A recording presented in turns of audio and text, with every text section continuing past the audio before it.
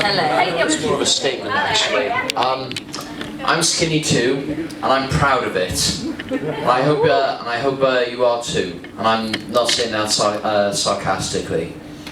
Oh, round of applause for this really lovely gentleman. Go for it, Squeak. Hello. I was bullied for a little bit in like the start of secondary school, and because of the same sort of reasons as Peter.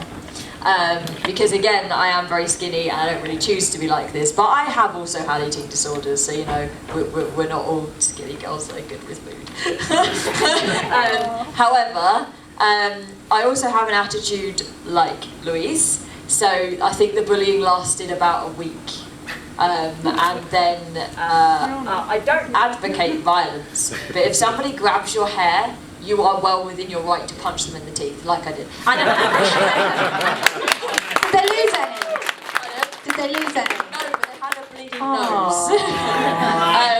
That would have been better, wouldn't it? If it lost some teeth. Because I went back, hit back like that, they went back, so they hurt the head. But like, I didn't do anything else, like I just did that. I didn't get in trouble because, yeah. But that was my experience. But since then, because I kind of put that message out there, people were like, oh, I don't want to scare that one anymore. But yeah, I have helped out friends who have been bullied and stuff as well. I find spoken word is so much more powerful than actually hitting someone. It goes both ways. The pen and the word, the voice is more powerful than the sword. I don't know.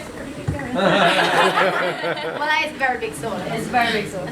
Mine is kind of like long-winded. Now, I think I finally stopped being bullied this year, which is kind of really sad.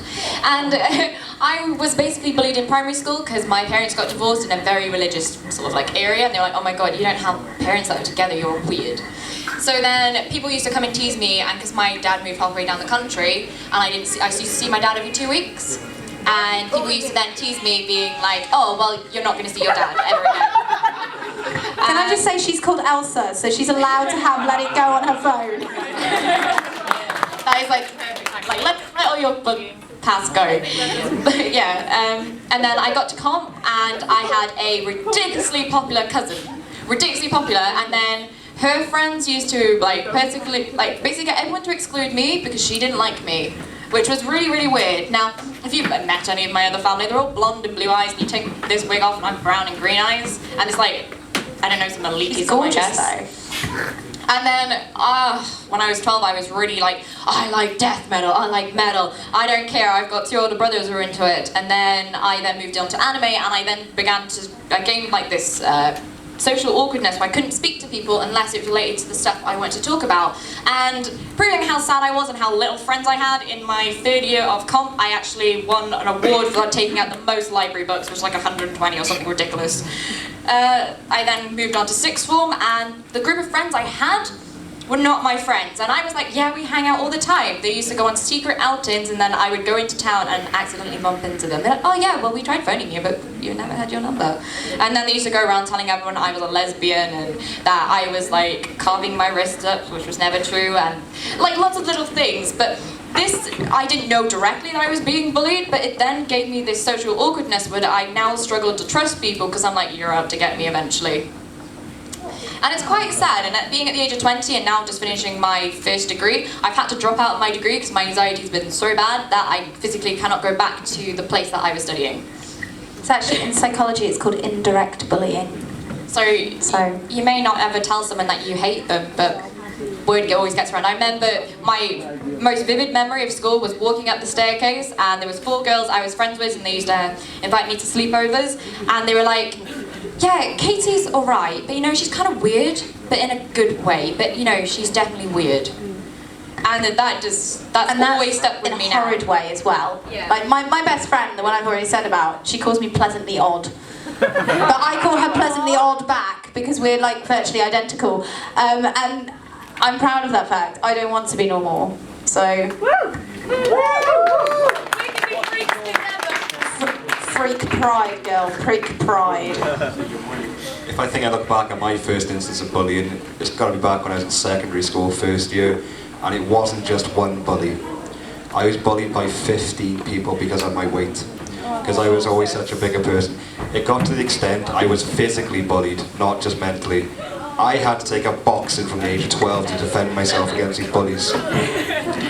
Just because I couldn't walk from my school to my house without getting, well, I had hammers brought to school and they were threatened to use against me because of my weight.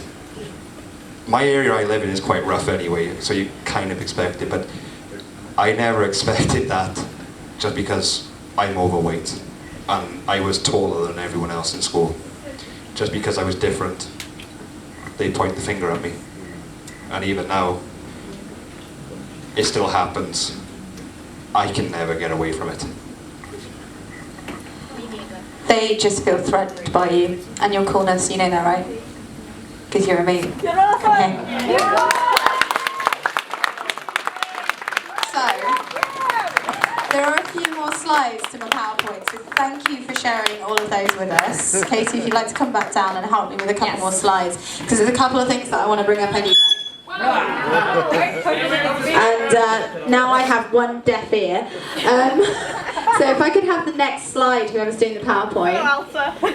So how do the bullies go about their bullying their victims? A lot of what we've talked about today is like in schools and stuff, which is obviously one forum. But specifically for cosplay and cosplay related, I'm not talking necessarily about sort of people in schools or work that bully you because you cosplay. I'm talking about actually people in the same community as us. They generally use the internet, malicious gossip, face-to-face, revealing real names to the general public. That is something YouTubers like to do. So you know people like D. Piddy, that nobody knows who he is under that mask, under any of his masks. And he hasn't been revealed, but there are other YouTubers who have stayed sort of anonymous, and another YouTuber has found out who they are. Not only have they posted pictures of the person online and revealed their name, they have revealed their home address and stuff like that. That's a big no-no. That is a big no-no. So this is not just, this is sort of, okay, that's YouTubing. And this particular incident wasn't to do with cosplay, but it is still in the geek community. So that is another form of bullying, and that's actually really quite serious, because obviously this person who had her address revealed actually had to move house because she was getting threats, she was getting constant harassment, people coming to her door. So she ended up having to actually move house because of this. So that's how serious this can be. I can share a very personal experience with this. Now, I was on... How many of you are old enough to remember Luna Online? Yeah. Right. I am, but I don't know what that is. Like, you probably met me online. I was demonic cat, I was level 50, I had my own guild, I was leader. Like, black wings for the win. And my friend joined on, and I had 3 online male friends. My best friend, who I thought at the time, actually gave one of them my home address, and he was threatening to move to the UK around the corner from my house. Now, I had Skyped with this guy, I knew his age, but it terrified me, and the worst thing was I didn't know how to tell my parents, and my mum had to go on my Facebook and see that this guy was harassing me, telling me he was going to move to the UK, go to my school, and move around the corner from my own house. And that's actually stalking, so that's actually a criminal offence. And it was so scary. I deactivated Luna, I had to delete all my personal accounts, it didn't move, but he then stopped. But it's something that really terrifies me now, the fact that this girl who I trusted everything to gave it away because he said he had a crush on me and he wanted to move here. And I've never been one for like the online dating kind of scene, but that is the most terrifying experience. And I think I was 13 when this happened, and you hear all the stories of people being abducted, and you should never ever reveal personal information. I try not to show you guys what I look like outside of cosplay unless it's in the evening, because I don't particularly want you coming up to me on the street. This is our time. When I'm outside, that's my time. You kind of get what I mean? I have 2 lives. I'm not cosplaying all the time. Exactly. For example, I don't... Oh, we have a question. We're good. Right. Here we go. Isn't it illegal to reveal somebody else's address? It is. it is also illegal. Just like stalking, it is illegal to reveal someone's personal information in any forum. Well, okay, so I wish that it was more private for me. However, as my friend Sophie and Hannah actually will know, when I walk through my town, people do come up to me and go, "Oh, it's Squeaky Bee." And when I'm like, "Yeah, sorry, I'm actually late for work," they're like, "Oh, but I want to talk to you." I'm like, "Yeah, but I have a job. I don't just do this." But part of that is obviously because I do YouTube as well, so they see what I look like normally.